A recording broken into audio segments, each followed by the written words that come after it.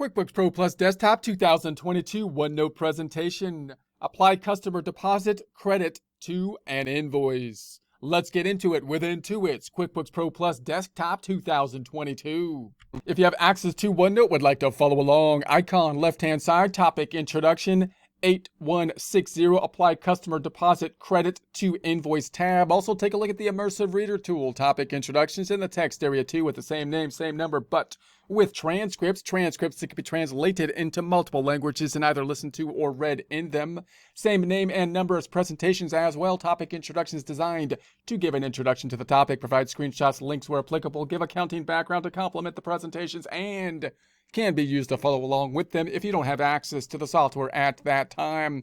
Closing the icon on the left-hand side, we're starting off with the home page. In prior presentations, we looked at a situation where you would have unearned revenue or get paid before doing the work, which would apply to certain types of industries, such as industries that are going to be like newspapers or subscription model type of industries, possibly some of the rental kind of industries. In our case, we have a situation where we're going to get paid in advance for the ordering of a guitar. We have a customer that wants a particular guitar. They gave us the money in advance so that we can lock down the idea that they're actually going to follow through with the order. Then we're going to order the guitar and tie the invoice to it. That means in our flow chart, we got the payment before we got the invoice, before we issued the invoice, before we did the work. We got paid. In a normal process for most businesses, we do the work before we get paid, or we get paid at the same point in time that we do the work. Here, as you can see, it's in the opposite flow of the arrow in the flow chart. We got the received payment before. We actually recorded it with a received payment, and the received payment form decreases the accounts receivable instead of what you would think would happen from an accounting standpoint, an increase to a liability. But logistically, this decrease of accounts receivable works well because it allows us to tie out the invoice to it very nicely and allows us to flow through the subledger. Whereas if I create another account called unearned revenue, it creates another level of of difficulty. So logistically, this works well. We will look at two methods to do this, but that's where we're at this point in time. So we had decreased the accounts receivable. We got these negative accounts receivables for particular customers that gave us a prepayment now instead of having a liability down here. And we're going to imagine now that we got the guitar and we're going to finish the process and invoice the customer for the guitar, which will be increasing the accounts receivable and record the normal kind of transactions for an invoice. So we had these customers, for example, Aaron Anderson here, that's got this negative receivable. The total receivable isn't negative because we have other positive receivables, but this particular receivable amount is not correct because it's not tied to an invoice, but it will just be a timing difference, and everything will be correct once we apply to an invoice after we get the guitar. So if we get Anderson, here's the guitar. Now we're going to enter this into the system, and we're going to apply the credit. So we're going to apply the credit to it, and that will allow us then to apply the prepayment to this invoice that we're setting up for Anderson. So here's the credit that we are applying out, and notice how nicely that makes the invoice now. So when I look at the invoice, it looks nice and proper when I give it to the customer. What's this invoice going to do? Well, it's an invoice. It's going to increase the accounts receivable, but it's going to increase the accounts receivable by the 1,365, even though the bottom line is the 1,065, because this $300 will show up on the detail for the accounts receivable as well, and net out. So that netting out function that is actually on the invoice is nice. That's what we kind of want to see. But we're still going to have an increase to the detail of the account of the 1,365. This 300 was already recorded and is on the ledger. We're just reporting it on the invoice here. So we'll see that one in a second here. The other side is going to be then going to the accounts receivable. The other side going to sales for the 800 and the 500. The difference is going to be going to the sales tax of the 65, increasing the liability, and then inventory is going to be going down by an amount not on the invoice but driven by the items, and the cost of goods sold is going to go up by that same amount as well. If I then go to the customer information for Anderson Guitar, this is in the customer center, and we're looking at Anderson Guitars.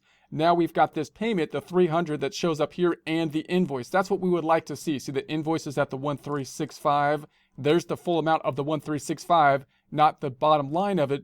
We just tied out the fact that this 300 had already been paid in advance. And when you look at the detail, everything looks correct here now, because now you've got the payment, which ties out and is linked to the invoice.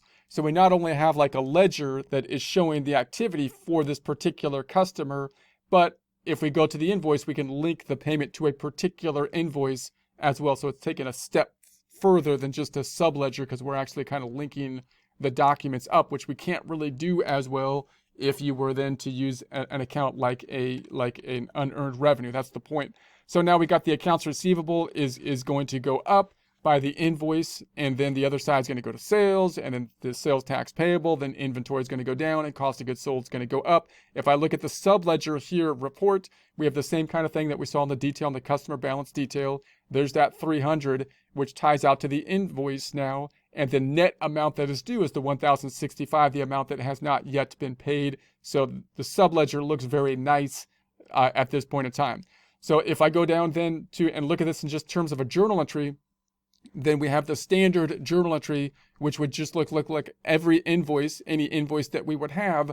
And but I'm not applying really the credit to this journal entry. The journal entry you'll see here doesn't like tie out that last little component that's nice on the QuickBooks, in that the credit is being applied. But this is the invoice that's being recorded, and then we'll see that detail in the subledger. In other words, we just have a standard invoice, increase in the sales by the 1,300, sales tax 5% of it, 65, accounts receivable going up by the 1,365. This is what would be on the invoice plus the credit of the 300 to bring the balance down. And then we've got the inventory going down and the cost of goods sold. So if we looked at the trial balance impact for both the current month and year to date, we've got the accounts receivable going up by the same amount, same ending point for both the month of February and year to date, because it's a balance sheet account. The inventory going down by the same amount to the same amount for both the trial balance on the year to date and month of February. Sales tax payable going up by the same amount to the same amount, because it's a balance sheet account. And then sales was at the 9,174 for the month. It went up by the 1,300 to 10,474. For the year to date, it was at 5651, goes up by the 1,300 to the 57,351.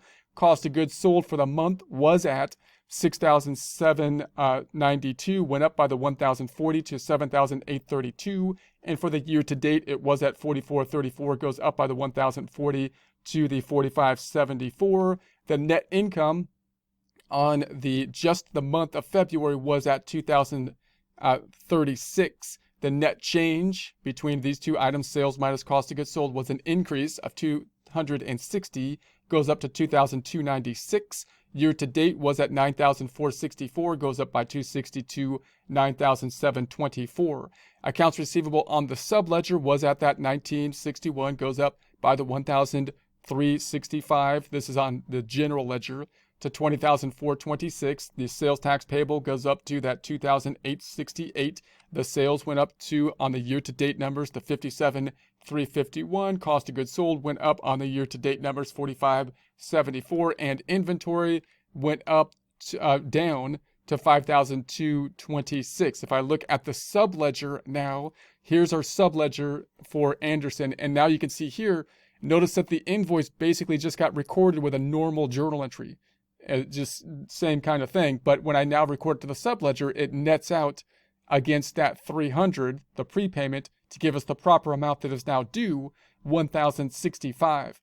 Notice that the invoice in QuickBooks took it a step further, recording the same thing that we just recorded here with a journal entry, but at the bottom of the invoice, it took that 300 and put it at the bottom, so you get the net amount at the bottom of the invoice, which is the amount that is still due, which is nice. That's the added detail of the database program. They can tie everything together, and that's another reason, again, why you might do this kind of method of having the prepayment go into a negative receivable, because then it all ties out nicely at the end of the day. So then if I add up all the receivables, now it adds up to the 20,426, which ties out to the AR number on the GL. And then the inventory down here, we sold, one of the things we sold at least was one of these ELPs. So we have 3 of them minus 1. We've got 2 at 400, 800 left. If I add up all the inventory items, they add up to the 5,226, which ties out to what's on the general ledger, 5,266.